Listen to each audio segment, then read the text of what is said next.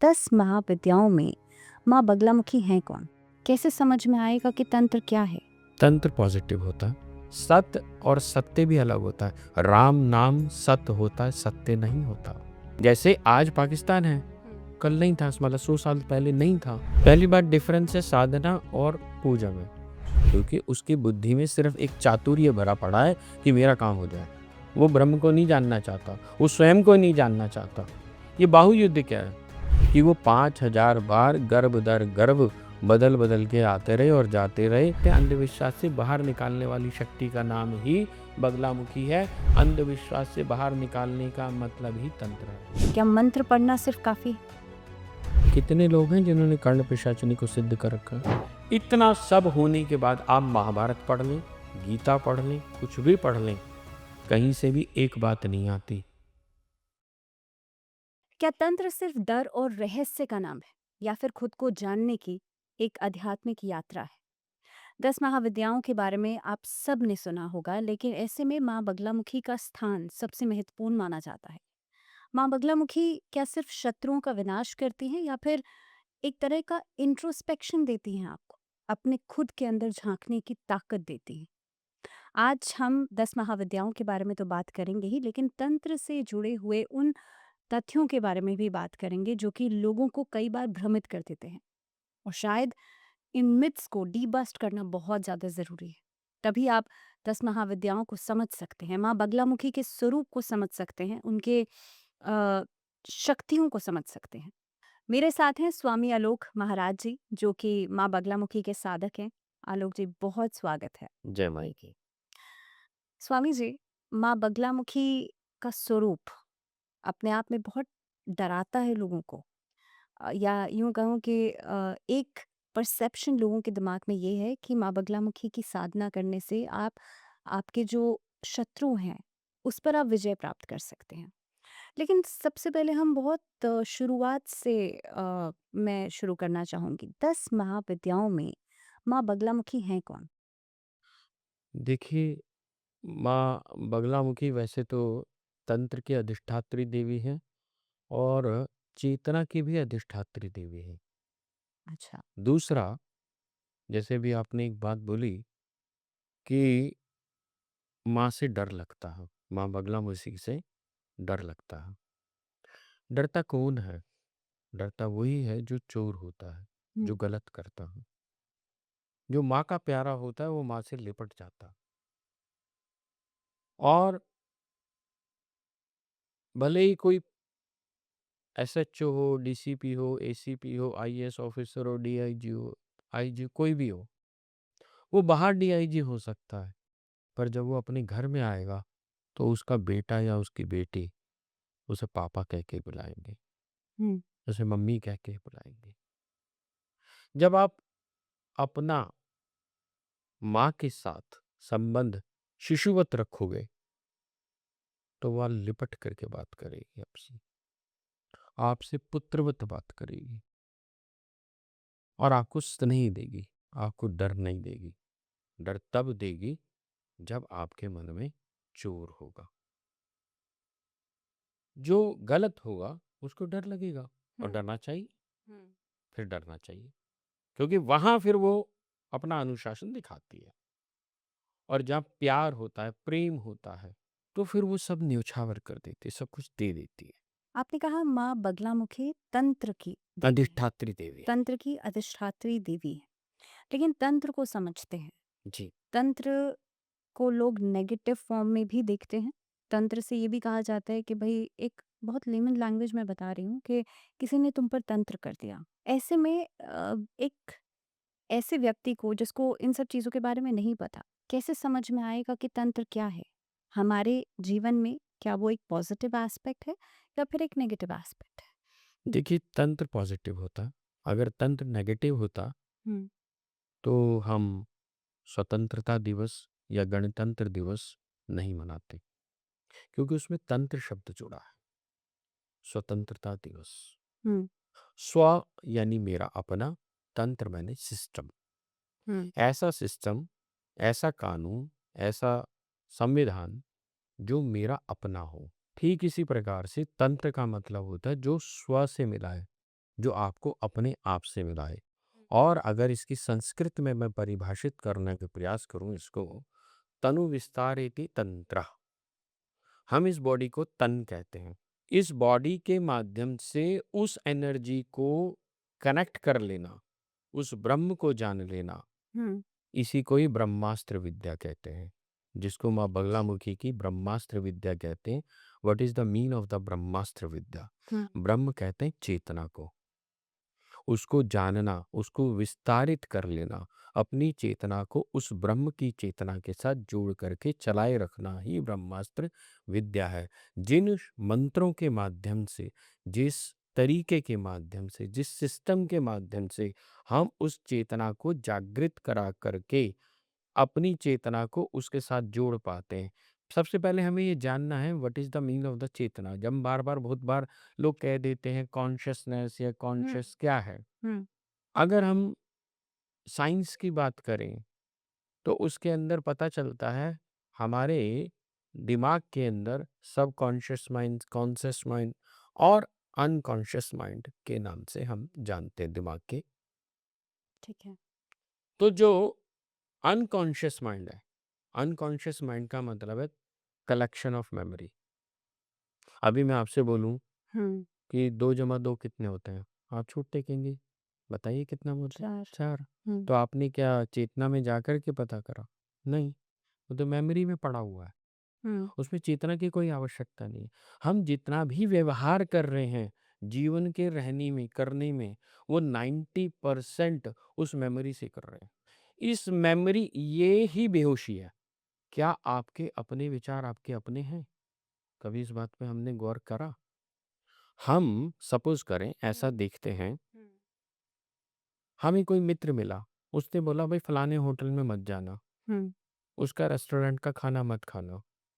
तो हम कहते हैं हाँ ठीक है। फिर एक और कोई मिला, उसने बोला भाई उसका खाना मत खाना। हुँ, तो हमने मान लिया। किसी तीसरे ने हमसे पूछा भाई उस रेस्टोरेंट चल, नहीं यार उस पे नहीं जाएँगे। क्यों? उसका खाना अच्छा नहीं है, जबकि हमने कभी नहीं खाया। तो हुँ, कलेक्शन ऑफ मेमोरी है। हमारी अपनी चेतना से कहाँ जाना हमने कि क्या वाक़ई में जो वो कह रहा था क्या सत्य है? जो सत्य को परिभाषित करे, जो जान पाए। और सत्य क्या होता है? सत्य और सत्य भी अलग होता है। राम नाम सत्य होता है, सत्य नहीं होता। सत्य कहते हैं तत्व को। तत्व जो होता है उस वो कभी बदलता नहीं है। सत्य हमेशा बदल सकता है। अच्छा। सत्य जैसे आज पाकिस्तान है, हुँ, कल नहीं था, मतलब 100 साल पहले नहीं था। हुँ, और आज दिल्ली है, कभी इंद्रप्रस्थ थी। हुँ, कभी ये हो सकता है बदल जाए, कुछ और चीज़ें बदल जाएँ, कोई फ्लाईओवर था, कहीं नहीं था, कहीं बदल जाएगा। तो सत्य बदल रहा है, सत्य कभी नहीं बदलेगा। मैं पानी को H2O बोल सकता हूँ, कोई वाटर बोल सकता है, कोई पिब बोल सकता है, कोई जल बोल सकता है, कोई कुछ और बोल सकता है, हुँ, परंतु उसका असली सत्य क्या है? प्यास बुझाना। वो सत्य नहीं बदलेगा कभी। जी। आप किसी भी नाम से उसे परिभाषित कर लें, हुँ, पर वो सत्य नहीं बदलेगा। जो नहीं बदलेगा वही सत्य है और जो नहीं बदलेगी वही चेतना है। हम इस चेतना की जागृति कैसे करेंगे? वो बगलामुखी, जब मैं बोलता हूँ कि वो चेतना की अधिष्ठात्री देवी हैं, जब आप माँ से जुड़ जाते हैं तो आपकी चेतना के अंतःकरण के अंदर, वह निज के अंदर वह ज्ञान प्रकट होना शुरू हो जाता है, जिससे आप जान पाते हैं मैं कौन हूँ? हू एम आई? हुँ। हर व्यक्ति का या हर सोल का मैं कहूँगी क्योंकि हम उस लेवल पे अगर बात कर रहे हैं, तो एक पर्पस है। ऐसे में माँ बगलामुखी की साधना आपने कहा कि हम जान सकते हैं कि मैं कौन हूँ और मेरा पर्पस क्या है। ऐसे में साधना की कैसे जाए? क्या कोई भी व्यक्ति साधना कर सकता है? पहली बात डिफरेंस है साधना और पूजा में।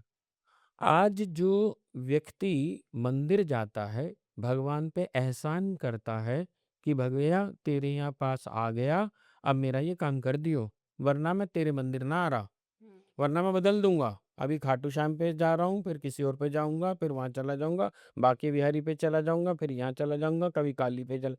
वो एक जगह स्थिर है ही नहीं। क्यों? क्योंकि उसकी बुद्धि में सिर्फ एक चातुर्य भरा पड़ा है कि मेरा काम हो जाए। वो ब्रह्म को नहीं जानना चाहता, वो स्वयं को नहीं जानना चाहता, जानना ही नहीं चाहता। यही बेहोशी का आलम है। ऐसे आदमी की कभी चेतना जागृत नहीं हो सकती, हो ही नहीं सकती। उसके लिए बगलामुखी नहीं है, उसके लिए कृष्ण नहीं है। हुँ, कृष्ण स्वयं चेतना है, उस चेतना को चलाने वाली शक्ति तो बगलामुखी है। इसीलिए उनका नाम एक पीताम्बरा है। भगवान कृष्ण का नाम पीताम्बर है हुँ। और उस चेतना को चलाने वाली शक्ति पीताम्बरा है, जो चेतना को चलाती है, जो चेतना को रन करती है। बस जैसे काल शिव हैं, हुँ, उस काल को चलाने वाली शक्ति काली है, जो समय को चलाए। हुँ, समय जो है 360 डिग्री है। अगर 360 ना हो तो हाँ, समय चलेगा नहीं। अब क्या है कि समय ऐसे है, पड़ा हुआ है। अब ये पड़ा हुआ हुँ, है ना? वर्टिकल। तो उसमें क्या है, चलेगा नहीं है। जब आपने इसे 360 बना दिया और उसने मूव करा दिया, तो वो चल पड़ा। उसी के अंदर सीक्वेंस बन गए। ये जो सीक्वेंस बनाने की शक्ति है, यही काली है। और उसको जान पाने की जो शक्ति है, बोध उसके अंदर, कंट्रोलिंग पावर, हुँ। वो बगलामुखी है। यानी कि अगर हम ऐसे समझें कि भगवान श्री कृष्ण से अगर आप जुड़ते हैं, मंदिरों में जाकर के नहीं लेकिन उस चेतना को अगर आप जोड़ते हैं, तो आप बोध कर पाते हैं। लेकिन हाँ, अगर आप माँ बगलामुखी से जुड़ते हैं, तो कहीं न कहीं पे आप अपनी चेतना का पर्पस समझ सकते हैं कि हाँ, आप यहाँ पे क्यों हैं। मैं इसको दोनों तरह से देखना पसंद करता हूँ। हुँ, दोनों तरह से ऐसे कि इनिशियली लेवल पर तो जब बच्चा प्ले स्कूल में बैठता है, तो शायद उसको ये भी नहीं पता होता कि कल को मुझे आईएएस बनना है, डॉक्टर बनना है या क्या बनना है। हुँ। पर धीरे धीरे धीरे जैसे वो पढ़ना शुरू करता है, उसके अंदर कोई इंटरेस्ट जागृत होता है। उसकी फैमिली वाले भी कहते हैं भाई इसका इंटरेस्ट टेक्निकल माइंड है, ये इसे इंजीनियरिंग में डालेंगे, या इसका इंटरेस्ट जो है डॉक्टर की तरफ है तो डॉक्टरी में, या जो भी कुछ है। हुँ, उसे खुद को भी पता लगना शुरू हो जाता है। तो ठीक ऐसे ही जब कोई माई की उपासना साधना शुरू करता है, अभी जैसे हम बात कर रहे थे कि पूजा और साधना में क्या फ़र्क है? हुँ। अभी वो प्रश्न पीछे रह गया, या मैं समझता हूँ कि पहले हम उसका जवाब देते जी, चलें। बिल्कुल। पूजा सिर्फ़ और सिर्फ़ इसलिए है कि मेरे ये कोई कार्य हैं, ये 40 दिन के अंदर निपट जाएँ। हुँ, मेरी बेटी की शादी नहीं हो रही, मेरी बेटी की शादी हो जाए, मकान नहीं बन रहा मकान बन जाए, दुकान नहीं चल रही दुकान चल जाए, या स्वास्थ्य खराब है, या जो भी कुछ है। हुँ, और उस पर्पस से जो भी लिमिटेड पूजा करानी और करनी है, उससे जिससे पर्पस सॉल्व होता है, ये सब पूजाएँ हैं। और जिससे आपका लाइफ ट्रांसफ़ॉर्म हो जाए, जिससे आप स्वयं ट्रांसफ़ॉर्म हो जाएँ, जिससे आप स्वयं को जान पाएँ हुँ। कि मैं ही शिव हूँ, क्योंकि हम सभी शिव से प्रसन्न होकर आए हैं, पुनः शिव बनने के लिए, परंतु हम भूल गए। यही आणवमल है। काश्मीर शैव दर्शन के अंदर विशेष रूप से इसको बताया, आणवमल, माह्यमल और कार्मिक मल। अच्छा। जब आणवमल आ जाते हैं तो वह व्यक्ति भूल जाता है हुँ, कि मैं ही शिव हूँ। वह ये सोचता है कि मैं जीव हूँ। मेरी रिस्पॉन्सिबिलिटी क्या है? मेरी रिस्पॉन्सिबिलिटी है यहाँ दुनिया में आना, यहाँ पर आकर के काम करना, अपना नाम कमाना, ये करना, वो करना, बच्चे पैदा करना और प्रतिष्ठा, पद प्रतिष्ठा लेकर के चले जाना। हुँ। पर जब वो अंत में आता है, कहीं उसमें जागृति आनी शुरू हो जाती है कि तू ही शिव था या शिव है। जब ये बोध जागृत आता है, यही दुर्गा सप्तशती बताती है अच्छा। कि वहाँ विशेष रूप से डिटेल्ड में आया है कि मधु और कैटव भगवान विष्णु से 5000 वर्ष तक बाहुयुद्ध करते रहे। ये बाहुयुद्ध क्या है? बाहुयुद्ध का तात्पर्य सिर्फ इतना ही है कि वो 5000 बार गर्भ दर गर्भ बदल बदल के आते रहे और जाते रहे, अपनी रेस्पॉन्सिबिलिटी पूरी करते रहे। मधु यानी मीठा, कैटव यानी कड़वा। मीठी और कड़वी बातें कान से जाती हैं और इन्हीं चक्करों में लगे रहे, सारी जिंदगी खो दी। और फिर कभी किसी नाम से, कभी किसी नाम से, कभी कोई कपड़े पहन के आ गए, कभी कोई कपड़े पहन करके आ गए और चले गए। और सोच रहे हम पता नहीं क्या कर रहे हैं। और जब 5000 गर्भ बदल गए, हुँ। तब उनमें जागृति आई कि जो चेतना है उसमें जागृति आई, तू ही शिव है। अब यात्रा बदल गई। अब जो सोया हुआ विष्णु था, हुँ। जब तक विष्णु सो रहा है तब तक लक्ष्मी पैर पखारती है। क्यों पैर पखारती है? क्योंकि विष्णु सो रहा है, संसार प्यारा लगेगा। अब जब विष्णु जाग जाएगा तो चेतना जागृत हो जाएगी। चेतना कहेगी को हम, हु एम आई, मैं ही अच्छा। तो शिव हूँ। अब यात्रा बदल जाएगी। अब वो स्वयं को जानने के लिए जो प्रयास करेगा, अब अगर वो बगलामुखी की साधना उपासना करेगा तो जल्दी वो जान पाएगा वह भगवती ही। इसलिए भगवती का एक नाम पराभट्टारिका राजराजेश्वरी बगलामुखी कहलाती हैं। पराभट्टारिका का तात्पर्य क्या है? पराभट्टारिका का तात्पर्य ये होता है क्योंकि भगवान शिव की ये स्वातंत्र शक्ति है। जो स्वातंत्र शक्ति होती है वही पराभट्टारिका होती है। जो राजाओं की भी राज्ञी है हम्म। वही पराभट्टारिका है। इसलिए वो स्वतंत्र शक्ति है, वो बंधन में नहीं है और वो स्वतंत्र कर देती है। तू स्वयं को जान, तू ही शिव है।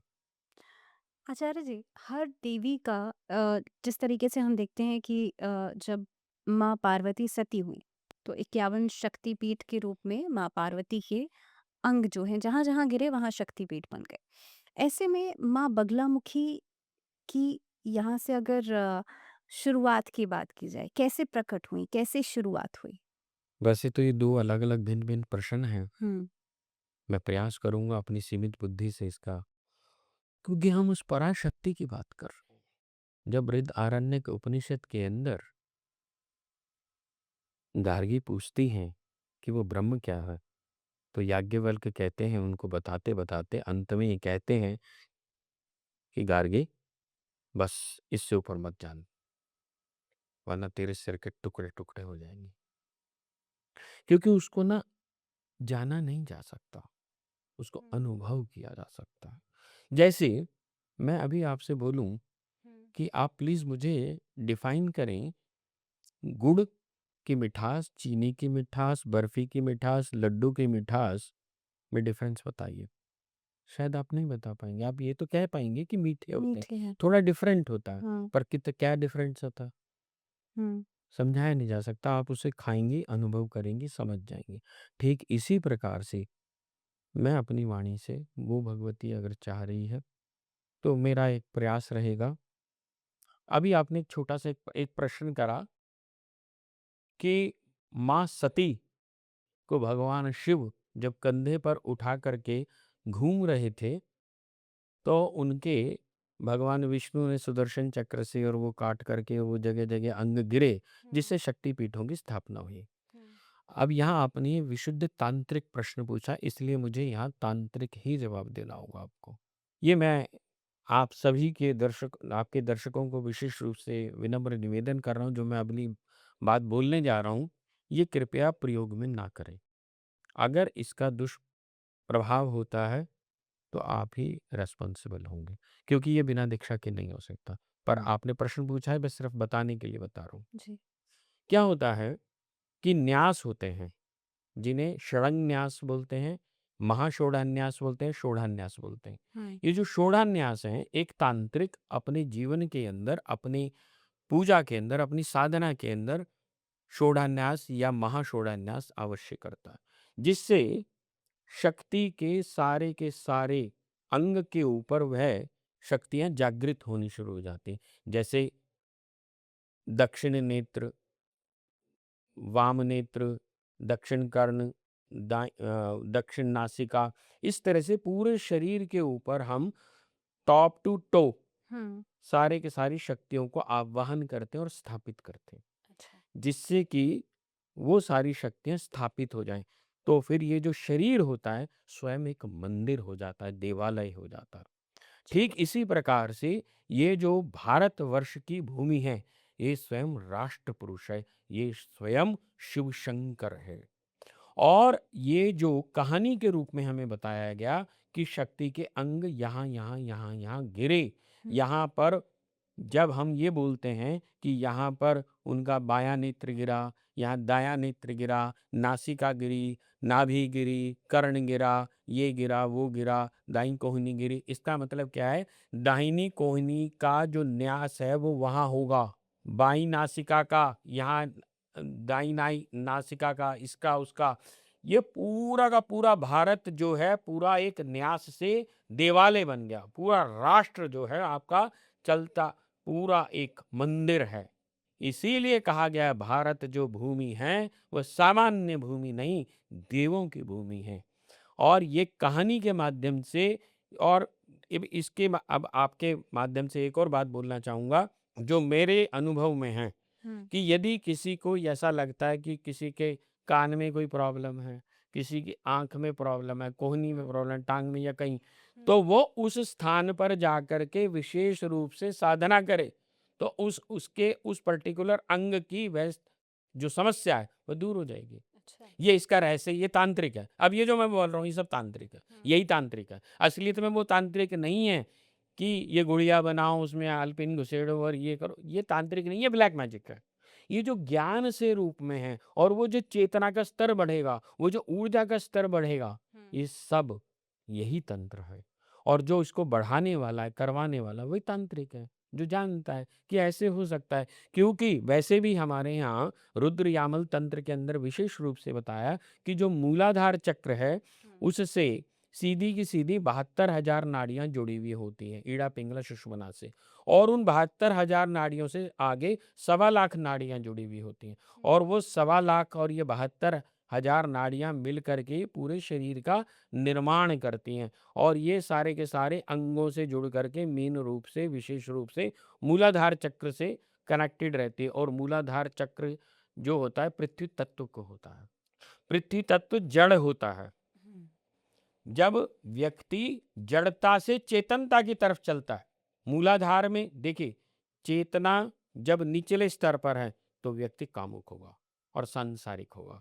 और जब वह चेतना का स्तर थोड़ा सा ऊपर बढ़ेगा, यानी मणिपुर चक्र पर आएगा, अनाहत पर आएगा, तो उसमें प्रेम जागृत होगा। वह प्रेम वासनात्मक प्रेम की बात नहीं कर रहा हूं मैं, ऐसा आत्मिक प्रेम जो कृष्ण के लिए रोई, जो मीरा थी वह कृष्ण के लिए रोई, इसलिए उनको कृष्ण प्राप्त हुए, इसलिए नहीं, उनका अनाहत चक्र एक्टिव था। कुंडलिनी जागरण जिसे कहा जाता। अब यही चेतना का स्तर जब रुद्र ग्रंथि पर आकर विशुद्धि चक्र और आपका आज्ञा चक्र जागृत हो जाता है, तो आप शिव स्वरूप हो जाते हैं, आप शिवमय हो जाते हैं, आप शिव सरीखे हो जाते हैं, आप ही ब्रह्म हो जाते हैं। आपको ब्रह्म ढूंढने के लिए बाहर नहीं जाना पड़ता। और इस ब्रह्म की चेतना को जो जागृति कराने वाली शक्ति है, वही बगलामुखी है, जो विष्णु से मिलाने वाली। क्योंकि एक और बात है, क्योंकि मां की जब साधना भगवान विष्णु ने, तो जब बगलामुखी की कोई भी व्यक्ति साधना करता है तो स्वयं भगवान विष्णु की शक्ति उसके साथ जुड़ जाती है। क्योंकि भगवान विष्णु और शिव की सम्मिलित शक्ति का ही नाम बगलामुखी है। एक चेतना को जागृत करा रही है और एक चेतना के उस स्तर से मिलवा देगी कि मैं ही शिव हूं। जैसे अब धूमावती, धूमावती अद्वैत की शक्ति है। सारी जितनी भी देवियां हैं 10 महाविद्याओं में, आप काली की बात करें, काली के पैर में शिव है। ललिता त्रिपुर सुंदरी का मतलब ही त्रिपुर और सुंदरी, यानी कि दोनों संगत शक्तियां हैं और शिव और शक्ति दोनों साथ हैं। ठीक ऐसे ही जितनी भी 10 की 10 महाविद्याएं हैं, उनके साथ में शिव है। परंतु धूमावती के साथ में शिव नहीं है, धूमावती के अंदर में शिव है। तात्पर्य क्या हुआ? वहां भेद नहीं है। दूसरा, आइकोनोग्राफी क्या कहती है? आइकोनोग्राफी कहती है, माँ काली को आप देखो, माँ ललिता त्रिपुर सुंदरी को देखो, माँ किसी भी किन्हीं भी 10 महाविद्याओं में आप चले जाओ, धूमावती का चित्रण करते हैं। माँ धूमावती वृद्धा स्वरूप में दिखाई गई हैं, विधवा स्वरूप में दिखाई गई हैं, उनके स्तन बिल्कुल ढलके हुए हैं। माँ बगलामुखी या माँ ललिता त्रिपुर सुंदरी की जब हम साधना उपासना करते हैं, वहां विशेष रूप से आता है पीन उन्नत पयोधराओं। तात्पर्य क्या है? पीन कहते हैं स्तन को, उन्नत कहते हैं बड़े, पयोधराम पय कहते हैं दूध से भरे हुए। तात्पर्य क्या है? यही अमृत है। तंत्र में इसको विसर्ग कहा गया है। सौंदर्य लहरी में जगतगुरु शंकराचार्य जब माँ के स्तनों की बात करते हैं, वहां तंत्र की बात करते हैं। जब विसर्ग लगती है, जब विसर्ग शिव के आगे लगती है, तो शक्ति की बात करते हैं। वो शक्ति के सामने देखते हुए संसार की बात कर रहे हैं, उससे विस्तार हो रहा है संसार का।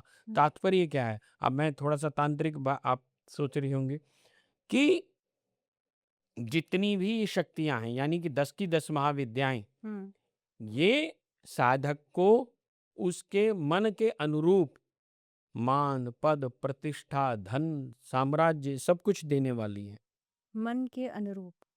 मन के अनुरूप कुछ भी, जैसे कोई मांगता है कि भी मुझे ये चाहिए, ये चाहिए, ये चाहिए, ये चाहिए। अब आपके पास 10 करोड़ रुपए होंगे, तभी तो आप अपने संतान को 10 करोड़ रुपए दे सकेंगे ना। तो वैसे कैसे दे पाएंगे? लेकिन जो आपके पास होगा वही देंगे। अब पेट्रोल पंप पे जाकर के कोई अगर ग्रोसरी की डिमांड करेगा तो कैसे मिलेगा? हम्म कपड़े की शॉप पर जाकर के कोई पेट्रोल मांगेगा तो बेवकूफी होगा ना। माँ धूमावती के पास जाकर के धन की कामना करेगा तो कैसे मिलेगा? वो तो मोक्ष की प्रदात्री देवी हैं, मोक्ष देने वाली है। शिव, कहानी क्या आती है? कहानी ये आती है कि उन्होंने शिव को खा लिया, तो खाने के बाद कहाँ गया? अंदर। अंदर। अब कहानी क्या आती है कि भगवान शिव के गले में जो विष है उसके जहर को वो पचा नहीं पाई, और जो भी कुछ था फिर वो धुएं में परिवर्तित हो गई। वो सब कहानी है। उसका तत्व क्या है? उसका जिस्ट क्या है? उसका तंत्र क्या है? यही तंत्र है। उसका तंत्र ये है कि वो धूमावती, धुआं स्वरूप नहीं होता है। धुआं एक एनर्जी है, उसका स्वरूप खत्म। हम्म आप धुएं को रोको, रोक ही नहीं पाएंगे। यानी कि मोक्ष दे रही हैं वो। यस, हम्म बंधन में नहीं है, बंधन से मोक्ष हम्म को देने वाली हैं। और शिव उन्हीं के अंदर में है। अद्वैत की अवस्था है। द्वैत की अवस्था और अद्वैत की अवस्था में फर्क क्या है? द्वैत दासत्व की है कि तू भगवान है और मैं दास हूं। हम्म और अद्वैत क्या है? जो तू है वही मैं हूं। कोई हमारे में अंतर कोई ही नहीं। डिफरेंस ही नहीं है। कोई अंतर ही नहीं। मैं ही शिव हूं। ये जो शिवता की जागृति कराने वाली जो शक्ति है, यही 10 महाविद्याएं हैं, यही बगलामुखी है। ये जो चेतना की आपकी जागृति कराएगी, जीरो से ऊपर तक की यात्रा, यही बगलामुखी है। असलियत में ये बड़े अलग ढंग से इसे प्रस्तुत करा जा रहा है कि ये कर लोगे, 2 फूल चढ़ा दोगे, 2 करोड़ रुपए आ जाएगा। अब ये कर लोगे।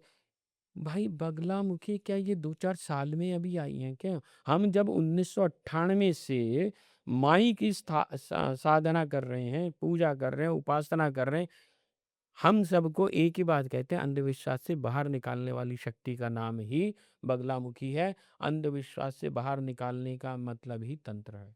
जो अंधविश्वास में डाले वो तंत्र कैसे है? वो देखिए, स्पिरिचुअल और धार्मिक, आज ना 99% लोग धार्मिक है और धर्म भीरू है। धर्म का भीरू नहीं होना चाहिए।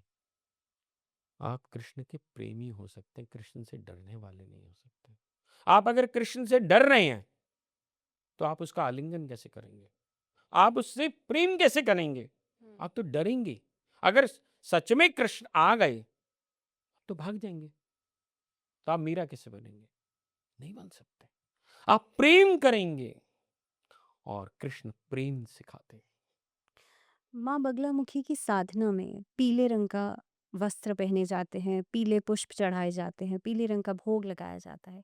पीला रंग ही क्यों?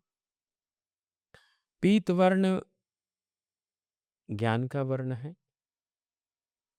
पीत वर्ण साधना का भी वर्ण है। और हल्दी का रंग भी पीत ही होता है। और मुझे मेरी अपनी पर्सनल वो है, मैं इसमें कोई कह नहीं रहा हूँ। जो एंटीबायोटिक्स हैं, यानी कि जो आप उस तरह से समझते हैं, तो वो अगर आप हल्दी को लगातार आप लेते हैं तो आपको रोग प्रतिरोधात्मक शक्ति आपकी बढ़ जाती है। तो माँ की साधना उपासना करने से कोई भी नेगेटिविटी आपके समीप आ ही नहीं सकती। तो ये रोग प्रतिरोधात्मक शक्ति जो है आपकी बढ़ जाती है, क्योंकि आपकी चेतना के अंदर अंधविश्वास निकल जाता है, जो मन से ऊपर निकाल के लाए।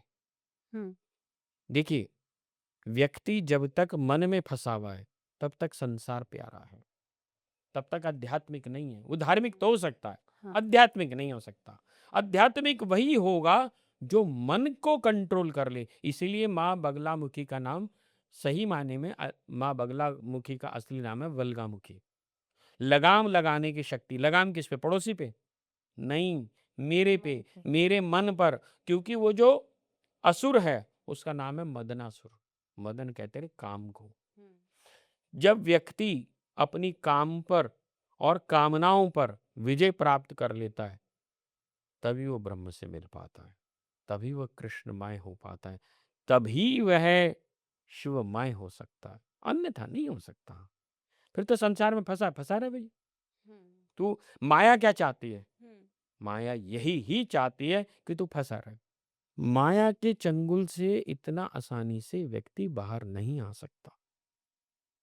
माँ बगलामुखी की साधना जब व्यक्ति करता है तो कहते हैं कि शत्रु पर विजय प्राप्त होती है। करेक्ट। स्तंभन, उच्चाटन, इस मारन तरीके के मोहन मारण उच्चाटन मोहन, हाँ, वशीकरण ये स्तंभन आदि सभी, इत्यादि। हाँ, ये सभी तरीके हैं। लेकिन शुरुआत कहाँ से होनी चाहिए? अगर मान लीजिए कि कोई व्यक्ति साधना करना चाह रहा है, कहाँ से शुरुआत करे वो? क्या मंत्र पढ़ना सिर्फ काफ़ी? देखिए, पहली बात तो कहीं से भी इंटरनेट आदि इत्यादि से कोई भी मंत्र लेकर के नहीं करना चाहिए, इसका विपरीत प्रभाव भी पड़ जाता है। हाँ, ठीक है, अगर आप करना चाहते हैं, let's start with the Baglamukhi Chalisa, बगला अष्टोत्तर शतनाम, और मैं तो खड़गमाला की भी अनुमति देता हूँ। आप यहाँ से कर सकते हैं। और पंचांग पूजा विशेष रूप से बताई गई है कि बगलामुखी चालीसा, बगला अष्टोत्तर शतनाम, खड़गमाला, सहस्त्रनाम और एक कवच, ये 5 पूजाएं यदि व्यक्ति जीवन में करता रहे तो कोई भी नकारात्मक शक्ति, कोई भी नेगेटिविटी उसको घेर नहीं सकती। आप अपने सामान्य जीवन के अंदर हमेशा विजय को ही प्राप्त करेंगे।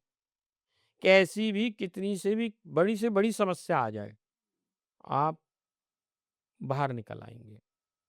और वैसे भी एक बात और भी है, यहाँ विश्वास की भी बात है। हुँ, देखिए, जिस समय में भगवान कृष्ण पांडवों के साथ थे, हुँ, तो भगवान कृष्ण को पता था, जब उन्होंने सब कुछ मांगा कि भाई 5 गांव दे दे और ये दे दे वो दे दे, उसने फिर भी मना कर दिया। हुँ, क्या भगवान कृष्ण वशीकरण नहीं कर सकते थे कि हाँ भी तेरा वशीकरण कर लिया, ला भाई 5 गांव दे, तू 5 गांव रख, तेरा भी निपटारा होगा, ना महाभारत होगा ना कुछ होगा। हुँ, तो ये आजकल वशीकरण क्यों ज्यादा होगा? ये दुकान है, मैं कड़वा बोलता हूँ, तो कृष्ण जी ने क्यों नहीं करा? अब दूसरी बात, इतना होने के बावजूद भी हुँ, देखिए कि भगवान कृष्ण पांडवों के साथ हैं, उसके उपरांत भी 12 वर्ष का उनको वनवास होता है, 1 वर्ष का उनको अज्ञातवास होता है। 13 वर्ष का वनवास काटने के बाद भी ऐसा नहीं होता कि वहाँ वो कहते हैं हाँ अब आ गए, चल भाई ठीक है, अब हमारा राज्य दे दो या जो भी कुछ है, वो नहीं होता। उसके बाद क्या होता है? महाभारत।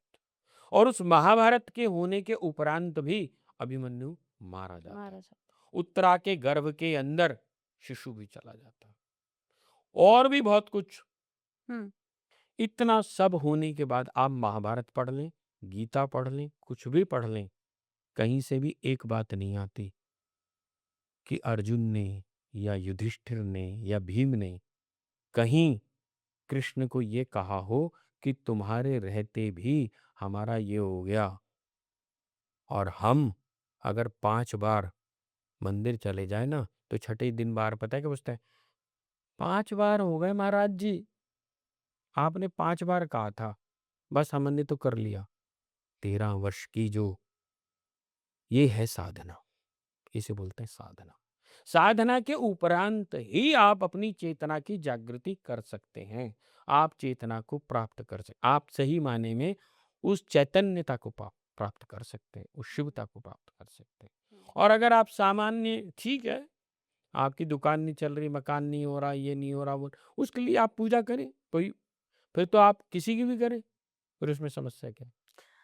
आचार्य जी, 10 आपने क्योंकि कहा कि बहुत सारी ऐसी भी चीज़ें हैं जो कि भ्रम फैलाती हैं, हम्म। और 10 महाविद्याओं का जब भी नाम आता है तो कहीं न कहीं पे ये सभी चीज़ें भी जुड़ जाती हैं, और लोग अलग-अलग तरह से अपनी दुकान तो चला ही रहे हैं।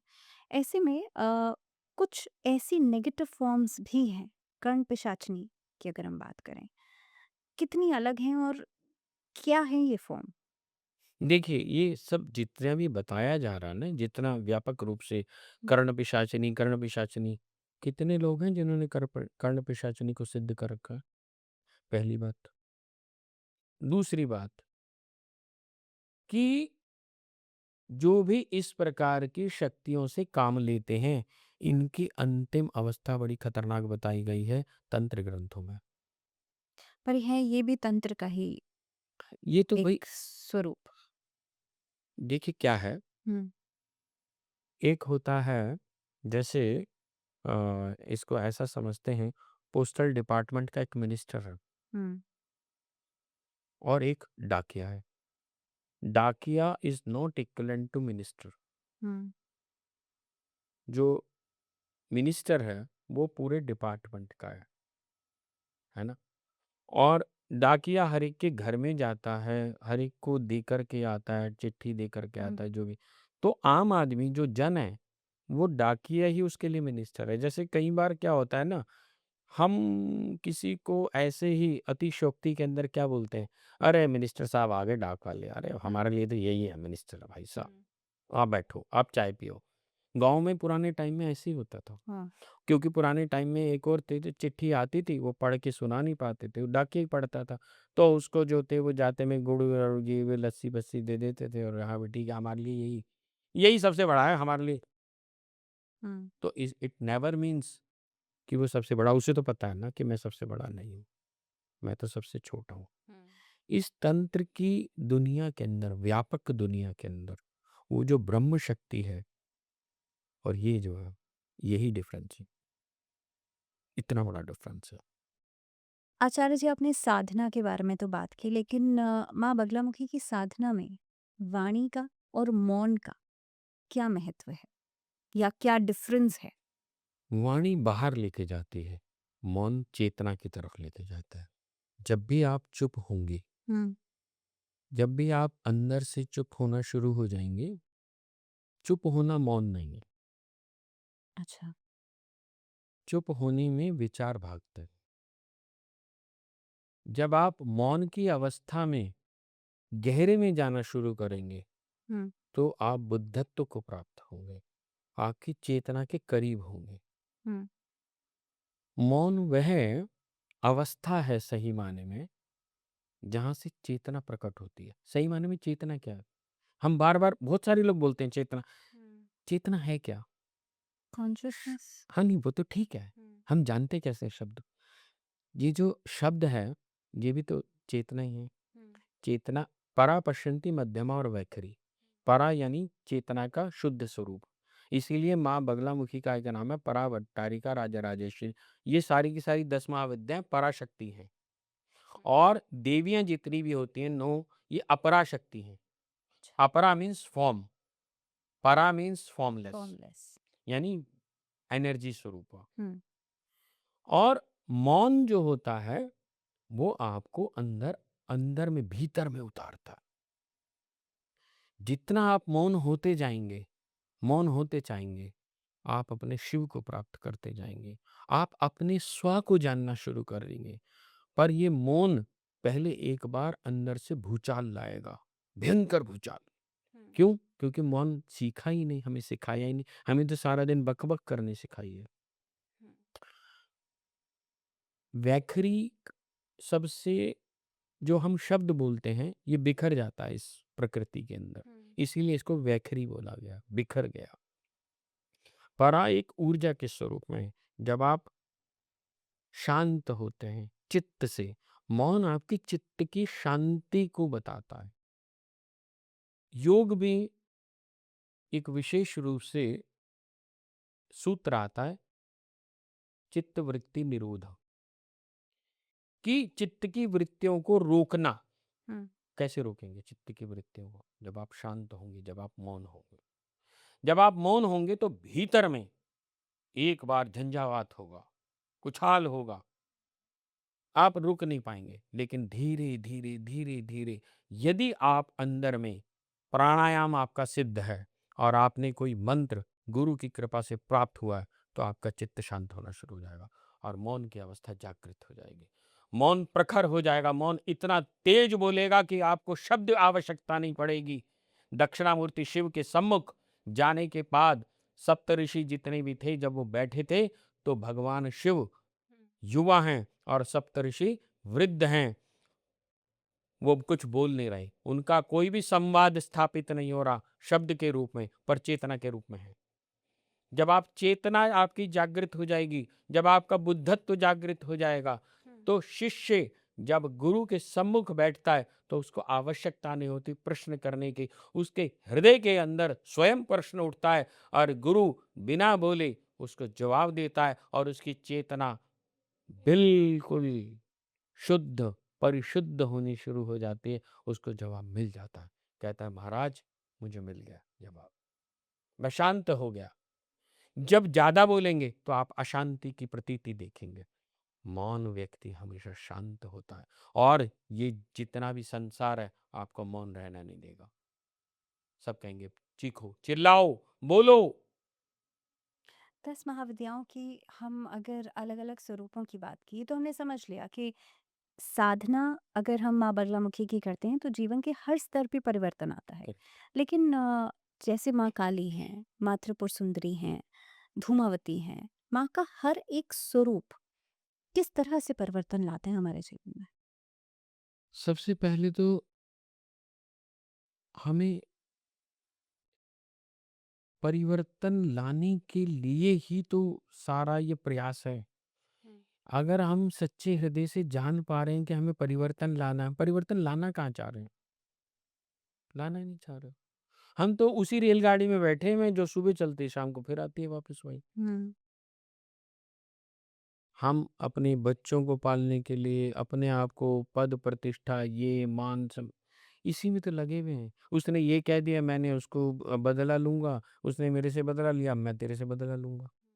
निंदा चुगली ये साधना के अंग नहीं है, ये साधना के अंग ही नहीं है। जब हृदय के अंदर इस तरह की बात आनी शुरू हो जाएगी कि मुझे अब परिवर्तन चाहिए, इसका मतलब माँ की कृपा मिल गई। माँ ने कृपा करी है तभी आपके हृदय के अंदर ये या बुद्धि के अंदर ये विवेक जागृत हो रहा है कि तू मेरे पास आ ना। तू वहां क्यों बैठी है, आजा। जब वो बुलाएगी तो तुम रुक नहीं पाओगे, नहीं रुक पाओ। इसका मतलब आपके जीवन में कृपा शुरू हो गई है। बस आपको उसे स्वरूप देना है। अब आपको साधना करनी है, आपको परिश्रम करना है। हुँ। आपके हृदय के अंदर यदि माँ के उस स्वरूप की प्रति आकृष्टि हो रही है जो माँ काली है, तो आप माँ काली की तरफ भागेंगी। और माँ ललिता त्रिपुर सुंदरी को देख करके आपको हृदय के अंदर आपका आह्लाद आ रहा, प्रेम आ रहा, स्पंदन आ रहा है। इसी को ही तंत्र के अंदर कामकला काली या कामकला ललिता त्रिपुर सुंदरी का कामकला ललिता त्रिपुर सुंदरी। हुँ। जब बिंदु के अंदर स्पंदन, जब नाद के अंदर, जब ब्रह्मांड में कुछ भी नहीं था, अकॉर्डिंग टू फिजिक्स और अकॉर्डिंग टू तंत्र, यही तंत्र है जो भी हम सब बात कर रहे हैं, ये सब तंत्र है। ये यही विशुद्ध तंत्र है, वो तंत्र नहीं है गुड़िया को ये लगा दो और उसका ये कर दो और उसकी टांग काट दो। ये तंत्र से इसका कोई लेना देना नहीं। That is a black magic. जो विशुद्ध ज्ञान है, हुँ। जो आपकी आपकी चेतना से आपको मिलाए, जो आपको प्रेम करना सिखाए, वही तंत्र है जो आपको स्वयं से मिला दे। आपके अंदर परिवर्तन, जैसे मैं बता रहा था कि ललिता त्रिपुर सुंदरी जो हैं, वो कामकला ललिता त्रिपुर सुंदरी है। जिस समय ब्रह्मांड में कुछ नहीं था अकॉर्डिंग टू फिजिक्स, तो एक एक नाद हुआ, बिग बैंग थ्योरी जिसको बोलते हैं। तो वो जो नाद हुआ उसी से ही शब्द, नाद का मतलब वहां से उत्पत्ति हुई शब्द की। वो जो स्पंदन हुआ, वो जो पहला शब्द बना, वही कामकला काली है। वहां से वो शब्द आगे चला, मूवमेंट हुई। जो मूवमेंट हुई, वो जो मूवमेंट हो रही है वही काली है। आपके हृदय के अंदर अगर ये मूवमेंट होनी शुरू हो गई तो मुझे साधना करनी है, हो गया भाई, हो गया, पति बच्चे हो गए भाई, हो गए। और कितना करना है? 500 जन्म ले चुकी मैं, फिर कितनी बार। और वो अपने आप ही वो जागृति दे देगी हृदय के अंदर। हुँ। वो कान्हा कहीं से आके बांसुरी बजा के चला जाएगा, आप निशब्द हो जाएंगे।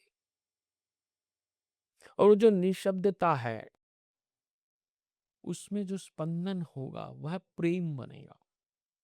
और जिस तरफ भी आकर्षण होगा, आप अगर काली की तरफ देख करके आप में प्रेम उमड़ रहा है तो आप काली की साधना करें। आप अगर ललिता त्रिपुर सुंदरी को देख करके आकृष्ट हो रही हैं तो आपको ललिता त्रिपुर सुंदरी की साधना आराधना करनी चाहिए। और आपको यदि संगीत में रुचि आ रही है तो आपको मातंगी की तरफ जाना चाहिए। माँ मातंगी जो हैं वो कला की, वह विशेष रूप से संगीत की साम्राज्ञी कहलाई गई है। यानी कि जिस भी देवी की तरफ आप आकर्षित होते हैं, यानी कि आपको वो उसी तरफ, खुद वो उसी खुद डायरेक्शन में खींचती एक है। आकर्षण अब करना इसको ऐसा शुरू हो जाता सिंपल मैं समझता हूँ, बहुत है। लेमन लैंग्वेज की पॉइंट ऑफ व्यू से। यहाँ मेरे पास एक मैग्नेट हुँ, है ना? और यहाँ पे कोई आयरन का पीस पड़ा, तो अपने आप खींच लेगा। ये ये अपने आप नहीं खींच रहा है, मैग्नेट खींच रही है। ये सोच रहा है कि मैं आ रहा हूँ, ये खुद बुला रही है। बस हमें प्रयास करना, हुँ। अवरोध नहीं पैदा करना कि नहीं मैं नहीं जाऊँगा। मुझे याद आई एक बात जो आपने थोड़ी देर पहले कही थी कि अपने भाव के अनुरूप, अब भाव कुछ भी हो सकता है, कि आपके मन में अगर समर्पण का भाव आ रहा है, परिवर्तन का भाव आ रहा है, तो वो भी कहीं न कहीं पे आपको आकर्षित करेगा कि जिस भी देवी की तरफ, उनकी साधना की ओर आप आगे बढ़ रहे हैं। बहुत अच्छा लगा आलोक जी, आपसे बात करके, और मुझे लगता है हमेशा यही एक्सपीरियंस होता है, पिछली बार भी हमने बात की थी। इतना ही मुझे लगता है एक ज्ञान तो आता ही है, लेकिन साथ ही साथ में ये जो एक्सपीरियंस है ना, ये एक इंट्रोस्पेक्शन लेकर के आता है। Thank you very much for being with us. जय माँ की। जय माई।